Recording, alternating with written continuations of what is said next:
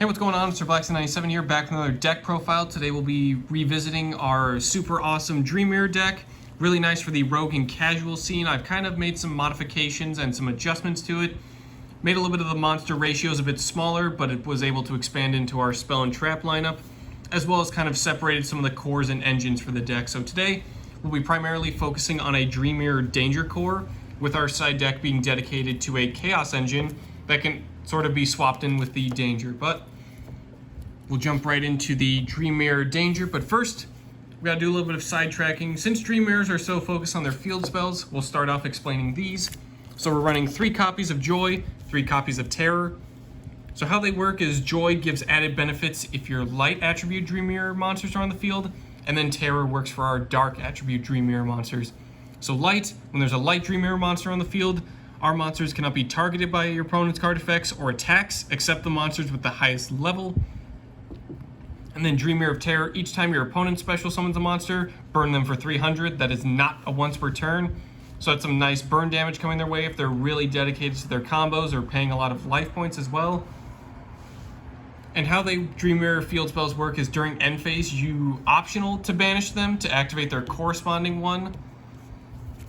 So we'll be using straight from deck as well, so you don't have to worry about the hands being bricked. Ideally in your hand, you just want to see like 1, so you can focus the rest of your cards on the remainder of your playmakers or utilizing different resources.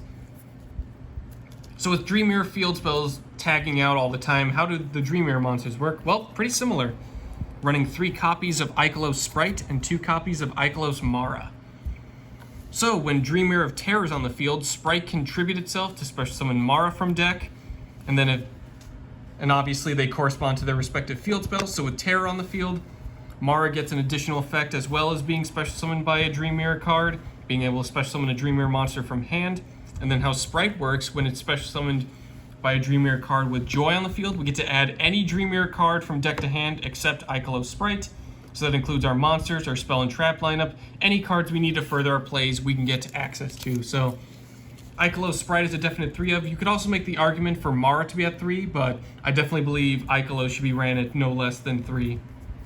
Up next, we have 2 copies of Morpheus Black Knight and 1 copy of Morpheus White Knight. Morpheus Black Knight, target a card on the field, destroy it. Really nice because it works with monsters, spell, and traps. It is targeting, but we do get the free range to pop spell and traps as well. So that does get some added benefits. And then Morpheus White Knight protects us from battle and card effect destruction, so we'll be able to play a little bit more defensively on our opponent's turn.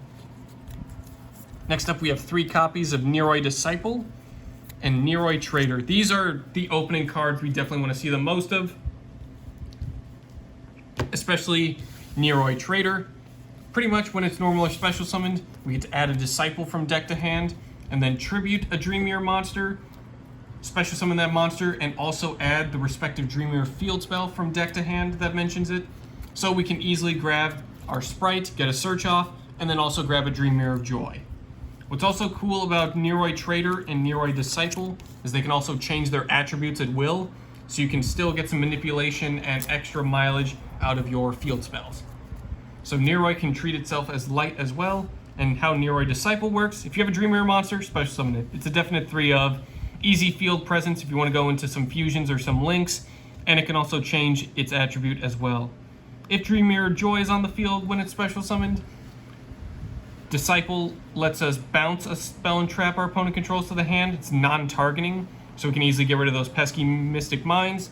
And then if Dreamwear Terror is on the field, we get to draw a card and then shuffle a card back into the deck from our hand. So a nice little draw power, kind of unbricking our hands, and if we do have a field spell we don't want to see, we can easily draw a card and put that field spell back in our deck. Moving on to the Chaos engine, we have 1 of each of Jackalope and Tsukinoko. These are still currently limited, so we're running max copies as we can. Jackalope, so how Dangers work is you reveal them in the hand and your opponent randomly chooses a card in your hand, and then that card gets discarded. So Dangers, if they don't get discarded, you get to special summon and draw a card. If they do get discarded, they get an added effect or additional effect that you apply, so you don't get to special summon and draw. But how Jackalope works is you special summon a Danger from deck. Tsukinoko just lets you special summon regardless. It's just if it wasn't chosen, you get to draw a card. So Tsukinoko is always a guaranteed field presence. Up next, we're running 2 copies of Danger Bigfoot and 1 copy of Danger Thunderbird. How Bigfoot works is if it's discarded, target a face-up card your opponent controls, destroy it. Thunderbird works on set cards your opponent controls. So kind of mixed with your ratios as well. Kind of works really well with Morpheus Black Knight, just to be able to clear a lot of pesky cards on the field, but you can kind of mix and match your ratios as you feel appropriate. And then finally, for our Danger core, we have Danger Nessie. When discarded, add a Danger card from deck to hand, almost said Dreamwear card, but it's a nice little Danger Searcher, kind of works like Jackalope. That one's unlimited, so run as many as you feel like you need to. Moving on to the regular spell and traps, we have Dreamwear of Chaos. Dreamwears have not 1 but 2 fusion monsters, so this is a nice fusion spell for us. We're also running 3 copies of Dreamwear Phantasms. When activated, add a Dreamwear monster from deck to hand.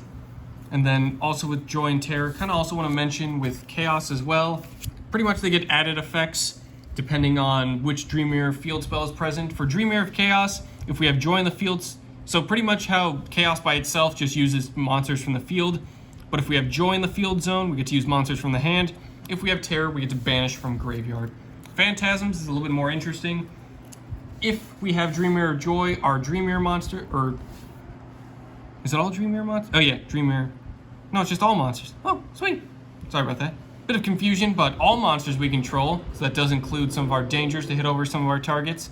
We gain 500 attack and defense. Dreamwear Terrors on the field zone, our opponent's monsters lose that amount. So nice little stab manipulation, not too big, but does let us get over some boss monsters. Up next we have 1 Raigeki, 1 Harpy's Feather Duster, clearing out our spell and trap and monsters respectively, just to kind of clear out our opponent's field for our big OTKs and our heavy hitters. 1 card destruction to unbrick our hands and kind of reset our hand state. 1 Triple Tactics talent. I used to run Pot of Desires, but felt Triple Tactics was a little bit better, just so I don't have to banish so many of my good resources and keep my plays moving. For our traps, we're running 2 copies of Dreamwear Fantasy. This lets us target each of our banished Dreamwear Joy and Dreamwear Terror, shuffle them to the deck, and then we get to banish a card on the field. And then one of our Dreamwear cards would be destroyed by battle or card effect. We get to banish it from graveyard. So nice way to just kind of recycle our resources and clear out the field. And then finally, 3 copies of Dreamwear Hypnagogia. So we get to choose a Dreamwear Joy and Dreamwear Terror from hand and or deck. Place one in our field zone and the other in our opponent's. You can only activate 1 of these per turn. This is a nice way to just kind of clog up your opponent's field zones. If they already have a big field spell they're trying to use, like Mystic Mine or an archetypal field spell, we can just dump a Dreamwear field spell onto their side that doesn't really do much for them. So it's a nice way to just kind of screw with your opponent and get access to our field spells as well. Moving on to the extra deck, we're going to look at the Dreamwear fusions, that being Oneros Tormentor and Oneros Earl King. Oneros Tormentor, if we have Dreamwear Terror on the field, we can once per turn negate a monster effect that our opponent activates. And then if Dreamwear Joy is in the field zone, we get to tribute it to special summon from extra deck Oneros Earl King. How Earl King works is if a Dreamwear monster, or just any monster we control is tributed, we get to target a card on the field and destroy it. And then if it's destroyed, we get to tag out into a Dreamwear in the graveyard. So ideally, you'll be shuffling between your Tormentors and your Earl Kings back and forth, just to kind of keep that field presence and keep their effects going. Rounding out our fusion lineup is 2 copies of Starving Venom Fusion Dragon. Really easy to screw with our opponent with some monsters and some just kind of blowing up their field as well if it's destroyed, but 2 Dark Monsters, really easy to summon, really nice boss monster as well. Now you may be wondering, well, if the Dreamwear fusion spell only works for Dreamwear cards, what are you using for Starving Venom? We're using Proxy F Magician. If we have a fusion monster in the graveyard, we can just fusion summon, which is pretty nice. Don't need any fusion spells. We can just use cards from hand or field. Pretty nice way to go into our other Dreamwear cards if we don't see a fusion spell handy.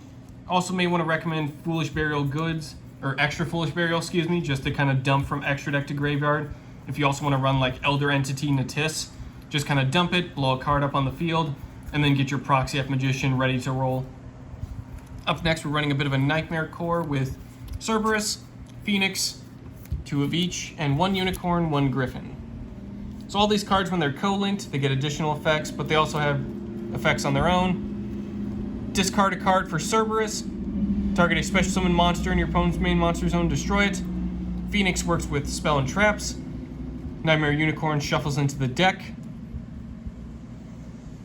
And then how Griffin works is we get to target a spell and trap in our graveyard, set it to our field, but it cannot be activated this turn, which is fine. It's a nice way to recycle some of our field spells that we can activate the following turn, or just any other spell and traps we have available that we want to see more use.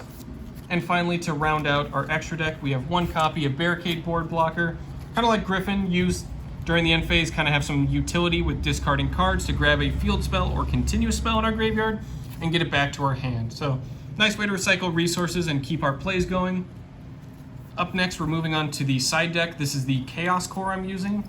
So we're running one copy of Chaos Dragon Levianeer. Nice little main deck boss monster. Banish up, banish 3 up.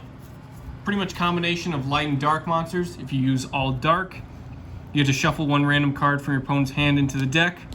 Only light, special summon a monster from your graveyard in defense position, and if you use both, destroy up to 2 cards on the field. So nice little added effects. If we're using multiple Dreamwear cards and attributes, we get a lot of mileage out of it. So I definitely find myself using the banish both light and dark just to kind of clear out the field a little bit more.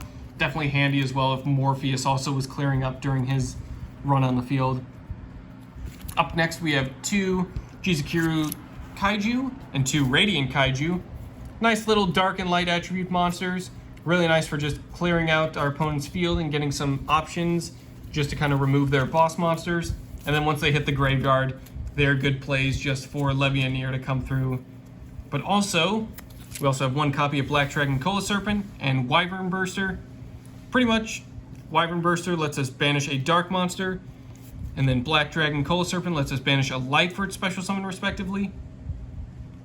And then when sent from the field to the graveyard, they get to add their respective counterparts from deck to hand. So pretty much like Levianeer, you're utilizing those kaijus just to kind of get some more field presence, forward your plays, and then add their respective counterparts as well.